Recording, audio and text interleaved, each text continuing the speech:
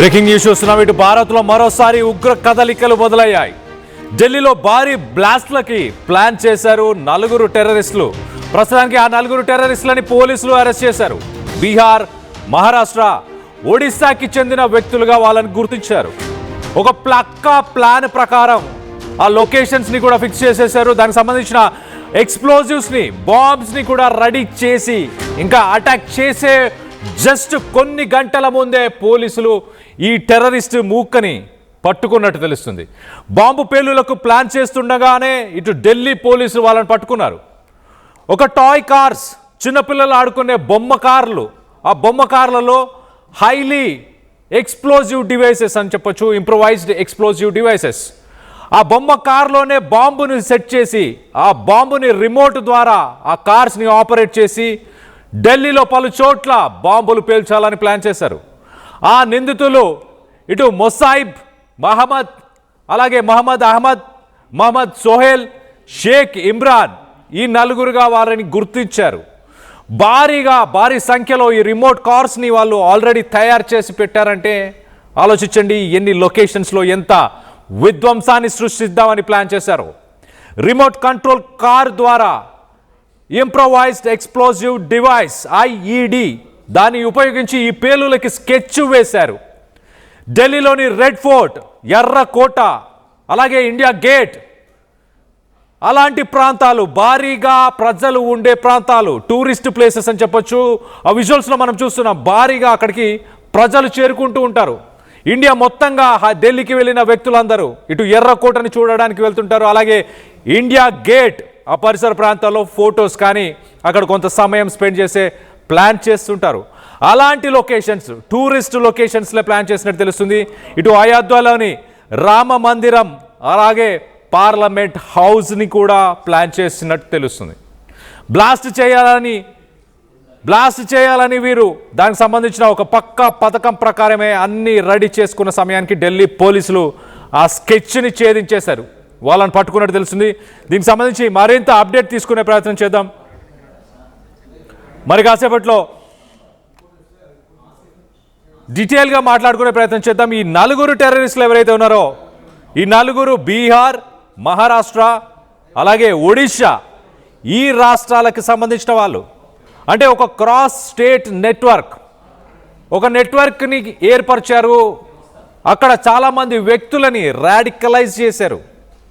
ఈ ఆపరేషన్స్ అన్నిటినీ కూడా వివిధ రాష్ట్రాలకు సంబంధించిన ఒక నెట్వర్క్ని ఏర్పరిచి అక్కడి నుంచి రన్ చేసినట్టు తెలుస్తుంది.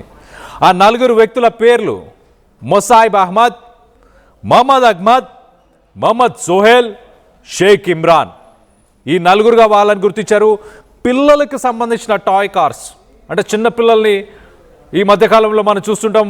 ఒక టాయ్ కార్ వాళ్ళు కూర్చొని దాంట్లో ఉంటే రిమోట్తో కంట్రోల్ చేసి వాటిని ఆపరేట్ చేయొచ్చు. సాధారణంగా 0 to 2-3 ఇయర్స్ ఏజ్ గ్రూప్ వాళ్ళు యూజ్ చేసే ఆ రిమోట్ కంట్రోల్ కార్స్ అని చెప్పొచ్చు. వాటి ధర ఒక 30,000, 20 నుంచి 30,000, ఆ పైన మేబీ 20 నుంచి 50,000 ఆ కాస్ట్లో ఉండే కార్స్ అని చెప్పొచ్చు. ఆ కార్స్లో ఎక్స్ప్లోజివ్ డివైసెస్ని పెట్టి, అంటే బాంబ్స్ని దాంట్లో పెట్టి రిమోట్ ద్వారా పేల్చేద్దామని ప్లాన్ చేశారు ఈ దుండగులు. ఒకసారి దీనికి సంబంధించి మరింత అప్డేట్ తీసుకునే ప్రయత్నం చేద్దాం. ఏపీ నుంచి మా ఇన్పుట్ ఎడిటర్ కృష్ణమోహన్ అందుబాటులో ఉన్నారు. కృష్ణమోహన్తో మాట్లాడి తెలుసుకునే ప్రయత్నం చేద్దాం. కృష్ణమోహన్, చెప్పండి, ఇప్పుడు ప్రస్తుతానికి ఇదే ఆల్ ఇండియా నెట్వర్కా? వాళ్ళు చేసిన ఆ ప్లాన్స్ మొత్తాన్ని ప్రస్తుతానికి పోలీసులు ఛేదించారా? ఇంకా కొంతమంది టెర్రరిస్టులు ఉండే అవకాశం ఏముందా? What is the latest update? Definite గా కొంత భారత్ లో మరోసారి ఉగ్ర కదలికలకి స్పష్టంగా కనిపిస్తోంది. ఢిల్లీలో భారీ బ్లాస్ట్లకు ప్లాన్ చేసిన నేపథ్యం కూడా చూసాం. ఈ నేపథ్యంలోనే 4గురిని అరెస్టులు కూడా చేశారు. బీహారు, మహారాష్ట్ర, ఒడిశాకు చెందిన వ్యక్తులుగా వీళ్ళందరినీ కూడా చేసినప్పటికీ కానీ ఓవరాల్ గా ఈ వ్యవహారంలో ఖచ్చితంగా పెద్ద ఎత్తున బాంబులు పేల్చడానికి సిద్ధం చేశారు అనేది చాలా స్పష్టంగా అర్థమవుతున్న పరిస్థితి. వ్యవహారంలో ఎక్కడ వేరే ఆలోచన అయితే లేదు. కాకపోతే బొమ్మ కార్లతో పేలుళ్లకు ప్లాన్ చేసినట్టుగా కూడా పోలీసులు చెప్తున్నారు. ముసాయిద్ అహ్మద్, మహమ్మద్ అహ్మద్, సోహైల్, షేక్ ఇమ్రాన్లుగా ఈ 4గురిని కూడా గుర్తించారు. భారీ రిమోట్ కంట్రోల్ కార్లు తయారు చేసినట్టుగా ఉంది. దీంట్లో ఐఈడి ఉపయోగించి పేలుడులకి సెట్ చేసినట్టుగా కూడా కొంత క్లియర్గా తెలుస్తుంది. అయితే ఎర్రకోట, ఇండియా గేట్ వద్ద కొన్ని ప్రాంతాల్లో డిక్కీ కూడా నిర్వహించారు అనేది పోలీసుల వద్ద సమాచారం. అయోధ్యలోని రామ మందిరం, పార్లమెంట్ హౌస్ దగ్గరతో పాటు ఉగ్రవాదులు వీటన్నిటిలో కూడా ఎర్రకోట, ఇండియా గేట్ దగ్గర కూడా కొంత ప్లాన్ చేయాలనేది చేసినట్టుగా మనకి సమాచారం అయితే అందుతోంది. బట్ పోలీసులు కూడా ఆ దిశగానే ఈ నలుగురిని అరెస్ట్ చేశారు. అయితే ఈ నలుగురు అరెస్ట్ వెనకాల ఉగ్రవాదులు హైదరాబాద్ తో పాటు ఇతర ప్రాంతాలు కూడా కొన్ని ఉన్నప్పటికీ కూడా దీనికి ఇది రిమోట్ కార్లతో తయారీకి లేకపోతే దీని వెనకాల జరుగుతున్న వ్యవహారంలో ఇంతేనా, లేకపోతే ఇంకా ఏమైనా బ్యాక్ ఎండ్ వ్యవహారం ఉందా అనేది కూడా కొంత పోలీసులు చూస్తున్నారు.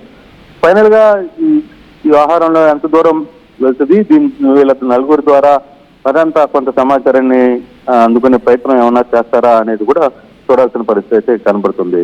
Kalyan, right, thanks for the update Krishnamohan. మొత్తం మీద ఇటు పాకిస్తాన్కి సంబంధించిన టెర్రర్ నెట్వర్క్ అని చెప్పొచ్చు. ఈ పాకిస్తాన్ టెర్రర్ నెట్వర్క్ ఇండియాలో వీళ్ళని రాడికలైజ్ చేసి, అంటే మోటివేట్ చేసి, వీళ్ళని మతం కోసం పోరాడాలి, విధ్వంసాన్ని సృష్టించాలి అంటూ వీళ్ళని మోటివేట్ చేసి వీళ్ళకి కావాల్సిన ఆయుధాలని, వీళ్ళకి కావాల్సిన డబ్బుని, వీటన్నిటిని పాకిస్తానే దగ్గర ఉండి సరఫరా చేస్తుంది. గతంలో కూడా మనం చూసాం, ఇలా ఇండియా వైడ్గా ఒక నెట్వర్క్ని ఏర్పరిచి ఇండియా మొత్తంగా వివిధ లొకేషన్స్లో, డిఫరెంట్ లొకేషన్స్లో ఒక నెట్వర్క్ని ఏర్పరిచి బాంబ్ బ్లాస్టులు చేద్దామని గతంలో కూడా ప్లాన్ చేశారు. అలాంటి ఒక స్కెచ్, అలాంటి ఒక ప్లాన్ మళ్ళీ ఇప్పుడు కూడా జరిగింది. కానీ ఢిల్లీ పోలీసులు చాలా చాకచక్యంగా వాళ్ళ ప్లాన్లన్నింటినీ ముందే తెలుసుకొని లాస్ట్ మినిట్లో వాళ్ళని అరెస్ట్ చేశారు. విధ్వంసం జరగక ముందే. పిల్లల కార్లు, అర్థం చేసుకోండి, పిల్లల కార్లు, అలాంటి పిల్లల కార్ల మీద ఎవరికి డౌట్ రాదు. ఒక చిన్న పిల్లల్ని మరి ఆ టాయ్ కార్స్లోనే, ఆ రిమోట్ కంట్రోల్ కార్స్లో ఇంప్రొవైజ్డ్ ఎక్స్ప్లోజివ్ డివైసెస్ని పెట్టి డిఫరెంట్ లొకేషన్స్లో ఒక్కసారి ప్లాన్ చేశారు. ఈ నలుగురి వెనకాల ఎవరున్నారు, వీళ్ళకి ఆ మందు సామాగ్రి సరఫరా చేసిన వ్యక్తులు ఎవరు?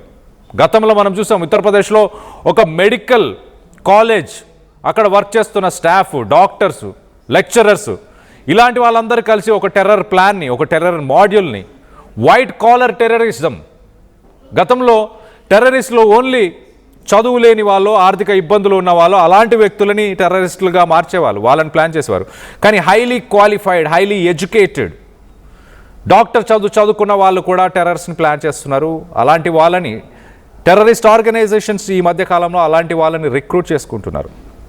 సో మొత్తం మీద ఈ నలుగురు ఎవరు, వాళ్ళ ఫైనాన్షియల్ బ్యాక్గ్రౌండ్ ఏంటి, వాళ్ళ ఎడ్యుకేషనల్ బ్యాక్గ్రౌండ్ ఏంటి, వాళ్ళని ఎవరు ట్రైన్ చేశారు, ఎక్కడ మోటివేట్ చేశారు, ఫండింగ్ ఎవరు చేశారు, వీటన్నిటికి సంబంధించిన డీటెయిల్స్ అన్ని ప్రస్తుతానికి పోలీసులు తీసే ప్రయత్నంలోనే ఉన్నారు. దీనికి సంబంధించి మరింత డీటెయిల్గా మాట్లాడుకుందాం. సో మొత్తం మీద ఈ టెర్రర్ మాడ్యూల్ కనుక సక్సెస్ఫుల్గా అయి ఉంటే దేశం మొత్తంగా వివిధ లొకేషన్స్లో, డిఫరెంట్ లొకేషన్స్లో బాంబ్ బ్లాస్టులు చేసేవారు. వాళ్ళకి సంబంధించిన విజువల్స్ని ఒక్కసారి చూసే ప్రయత్నం చేద్దాం. ఆ నలుగురు ఎవరైతే మాస్క్ పెట్టుకొని ఉన్నారో ఆ నలుగురు వ్యక్తులు, ఇటు మొహమ్మద్ హమ్మద్, అలాగే షేక్ ఇమ్రాన్, ఎండి సోహెల్, మొహమ్మద్ సోహెల్, అలాగే మొసైబ్ అహ్మద్, ఈ నలుగురు వ్యక్తులు వాళ్ళ వయసు 19 ఇయర్స్ ఒకరు, 22 ఇయర్స్ ఒకరు, 23 ఇయర్స్ ఒకరు. సో ఎర్లీ 20స్లో ఉన్న వ్యక్తులు. మరి వీళ్ళని మోటివేట్ చేసిన వాళ్ళు ఎవరు? పాకిస్తాన్ నుంచి డైరెక్ట్గా టెర్రర్ లింక్స్ ఉన్నాయా? పాకిస్తాన్ నుంచి డైరెక్ట్గా కమ్యూనికేషన్ అంతా జరిగిందా? ఇటు ఆపరేషన్ సింధూర్ ఏమాత్రం కాంప్రమైజ్ అవ్వట్లేదు. ఆపరేషన్ సింధూర్ జస్ట్ పాజ్ చేశాం. పాకిస్తాన్ ఎలాంటి చర్యలకు చేపట్టిన, టెర్రరిస్టులని మోటివేట్ చేసిన, రానున్న రోజుల్లో ఆపరేషన్ సింధూర్ని మళ్ళీ ప్లే బటన్ కొడతామంటూ ఇటు రాజ్నాథ్ సింగ్ గతంలో కొన్ని స్టేట్మెంట్స్ చేశారు. పాకిస్తాన్ పీస్ఫుల్గా మన ప్రభుత్వం ఉంది. పాకిస్తాన్లో ఆర్థిక సంక్షోభం, ప్రస్తుతానికి పాకిస్తాన్లో ఆర్థిక సంక్షోభం నడుస్తుంది. ఆ ఆర్థిక సంక్షోభాన్ని ప్రజలకు వివరించలేని పరిస్థితి అక్కడ ప్రభుత్వాలది. ఇమీడియట్గా ఏం చేస్తారు? ఇండియా మీద ఒక టెర్రర్ అటాక్ని ప్లాన్ చేస్తారు. అక్కడ జరిగే ప్రతి విషయానికి ఇండియాని లింక్ చేసే ప్రయత్నం చేస్తారు. ఆఫ్ఘనిస్తాన్, పాకిస్తాన్ మీద దాడులు చేసినా కూడా ఆ దాడులు ఇండియానే దగ్గరుండి చేయిస్తుంది అంటూ మనపైన ఆరోపణలు చేసి అక్కడ ప్రజలను మభ్యపెట్టే ప్రయత్నం చేస్తుంది.